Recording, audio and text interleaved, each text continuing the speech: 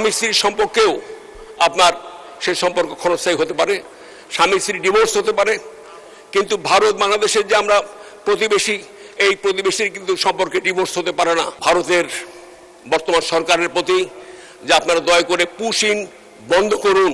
ভারত বাংলাদেশের সম্পর্কে আমি একটু সময় দিবেন মাননীয় স্পিকার।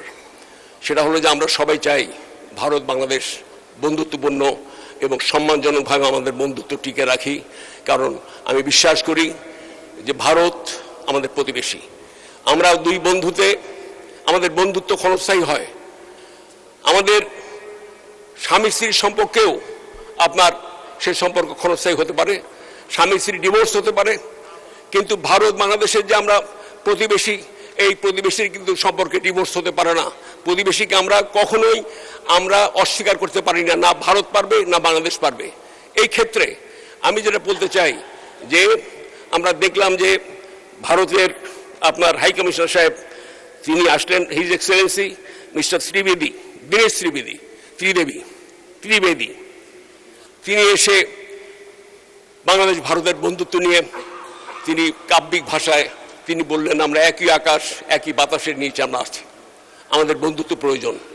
আমরা কি দেখলাম? আমরা দেখলাম বাংলাদেশের সোশ্যাল মিডিয়াতে বিতর্কের ঝড় এবং ভারত বিরোধী বিভিন্নভাবে আমরা সোশ্যাল মিডিয়াতে বা ইলেকট্রনিক মিডিয়াতে সব কিছুতে আমরা দেখলাম। কেন?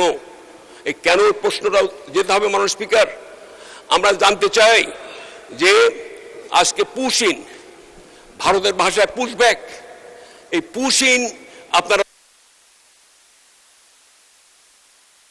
মাননীয় সদস্য, ধন্যবাদ।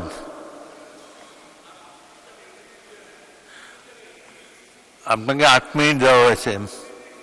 আচ্ছা, 2 মিনিটে শেষ করেন প্লিজ, 2 মিনিটে শেষ করেন। 2 মিনিটস। মাননীয় স্পিকার, আমরা বলতে চাই আসুন মানুষের হৃদয় জয় করুন, মানুষের হৃদয়ের সাথে ভারতবাসী এবং বাংলাদেশের মানুষের সাথে হৃদয়ের সম্পর্ক স্থাপন করি। আমরা চাই ভারত বিরোধিতা অথবা বাংলাদেশ বিরোধিতা এগুলো না হয়। আমরা কি চাই?